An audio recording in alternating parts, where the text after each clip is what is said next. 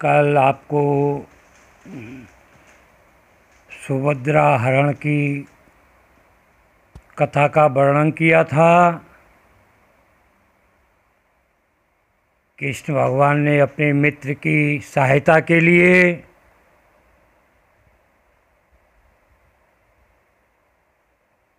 पूर्णिमा के अवसर पर सुभद्रा देवी जब पूजन करने जाती है तो उसके रथ में पर्याप्त अस्त्र शस्त्र रख दिए हैं और अर्जुन ने वही किया जो कृष्ण ने उसको बताया था।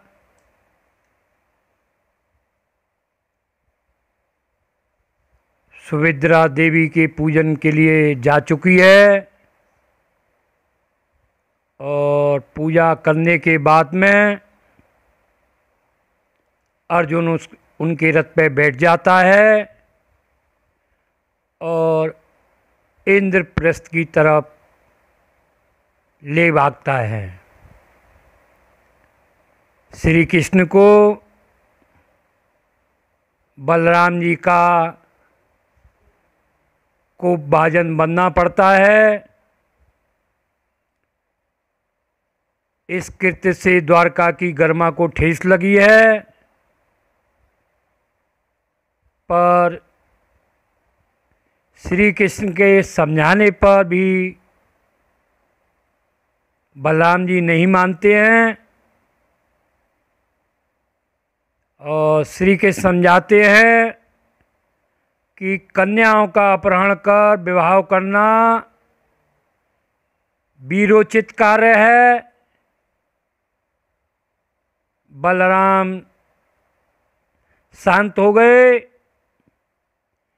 फिर इंद्रप्रस्थ पहुंचकर परिणय के साक्षी बने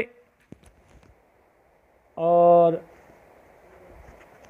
बहन के लिए दान दक्षिणा भी दी।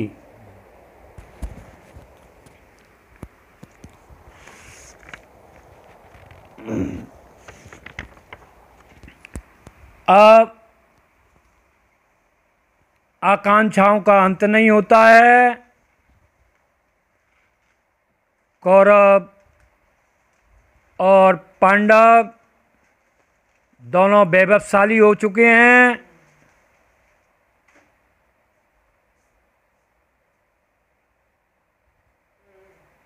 राज्य लक्ष्मी ने कृपा कटाक्ष से कृतार्थी किया है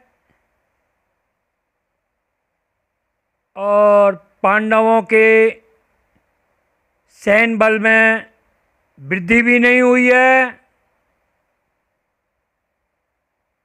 सामंतों सभासदों ने यशोगान का सहारा भी नहीं लिया है कि राजा ने राजसूय यज्ञ की योजना बना ली। पांडवों ने राजसूय यज्ञ की बात ठान ली। राजा युधिष्ठिर धर्मराज के पद पर विभूषित होकर उनमें संयम नहीं था। सभासदों सामंतों के अधीनस्थ नरेशों और चारणों के बहकाने में आ गए और राजसूय यज्ञ संपन्न करने का प्रण ले बैठे। सहायतार्थ श्री कृष्ण को भी निमंत्रण भेजा गया। श्री कृष्ण भगवान ने मन ही मन में सोचा कि पांडव और राजसूय यज्ञ अचंभित हुए, उनके समझ में बात नहीं आई और कहने लगे कि अभी अभी कौरवों से किसी तरह खंडप्रस्थ की भूमि ली है और मैंने उनकी सहायता की है और जैसे तैसे इंद्रप्रस्थ को बसाया है। कौरवों को फूटी आंख भी नहीं सुहाएगी। पुनः दुष्चक्र में फंसाकर इन्हें मार्ग में भिखारी बना देंगे। पर निर्णय लिया जा चुका था। बलराम श्री कृष्ण इंद्रप्रस्थ पहुंचे। उन्होंने यज्ञ रोकने के बहुत प्रयास किए, किंतु पंचाली अड़ गई। तो भगवान भी क्या करते। श्री कृष्ण ने सोचा यदि पंचाल का स्वयंवर नहीं होता तो शायद महाभारत का समर भी नहीं होता। एक तरह से पूर्ण दायित्व श्री कृष्ण के ऊपर आ गया और पंचाली के अनुरोध को भगवान ने सिर आंखों पर उठाया और अपने कर्तव्य पालन में लग गए। गिरिव्रज की स्थली में अपनी राजधानी में बसाए मगधराज जरासंध तीनों विचित्र वेशधारियों के स्वागत के लिए प्रस्तुत नहीं हुआ, पर प्रहरी और परचर ने जरासंध के पास उन्हें खड़े कर दिए। मगधराज ने बैठने को भी नहीं कहा। विचित्र वेशधारियों ने कहा, सम्राट तुम अहंकार में भरकर ब्राह्मणों को न तो नमस्कार निवेदित कर रहे हो और न ही आसन प्रदान कर रहे हो। जरासंध बोले, तुम ब्राह्मण नहीं हो। उसने भीम को सीधे संबोधित कर दिया, यज्ञोपवीत धारण करने वाले, तुम अपने तन से धनुष प्रत्यंचा से निर्मित चिन्हों को नहीं मिटा सकते। प्रथम दृष्टि में मैं सब समझ चुका हूं। तुम सभी छद्म वेशधारी हो। जरासंध की बात भी सही थी। संपूर्ण कार्यक्रम कृष्ण की योजना पर ही बना था। उन्होंने धर्मराज से कहा, राजसु यज्ञ का संकल्प आपका है। आपको पता होना चाहिए संपूर्ण राजाओं को जीतकर संपन्न किया जा सकता है। हस्तिनापुर के शासक आपके बंधु हैं और उन्हें विजित का प्रश्न ही नहीं उठता। और विशेषकर जरासंध के संबंध में धर्मराज ने कहा, आप पर ही भरोसा है। कृष्ण बोले, जो स्वयं जरासंध के 18 आक्रमणों से भयभीत है और मथुरा छोड़कर भाग गया है, वो आपकी क्या सहायता करेगा। धर्मराज बोले, प्रभु वह तो आपकी लीला है, द्वारका बसाने का बहाना है। श्री कृष्ण ने कहा, मेरी लीला कुछ भी नहीं है। जरासंध के पराक्रम पर प्रश्न चिन्ह नहीं लगा सकता। भगवान उन्हें युद्ध करने के लिए, राजसूय यज्ञ के लिए मना कर रहे थे, लेकिन उन्होंने अनुष्ठान का ब्रिज ले लिया था। अब इसके अंतर्गत जरासंध ने अनुष्ठान करके 84 राजाओं को हराकर बंदी बना रखा था। 16 राजाओं को विजित कर वह अपना यह नरमेक पूर्ण करने देना चाहता था। इसके लिए जरासंध का वध करना होगा।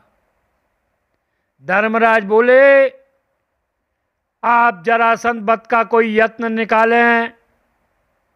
श्री कृष्ण ने स्पष्ट कहा, उसके लिए छद्म युद्ध किया सहारा लेना पड़ेगा।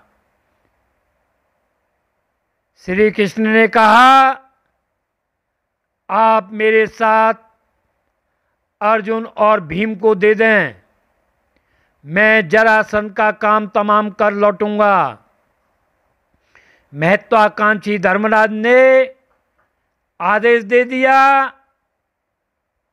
जरासंध ने कृष्ण, अर्जुन, भीम से कहा, ब्राह्मण भिक्षाटन में विश्वास करते हैं, बोलो क्या डाला जाए तुम्हारी झोली में। श्री कृष्ण ने स्पष्ट कहा, युद्ध। जरासंध बोला, तुम जो पीठ दिखा चुके हो और धनंजय मेरे सामने निरा बालक है। कृष्ण बोले, फिर भीम से युद्ध कर लो। श्री कृष्ण ने जाल फेंका और जरासंध उस जाल में फंस चुका था। भीमसेन और जरासंध के बीच 14 दिन तक युद्ध चला।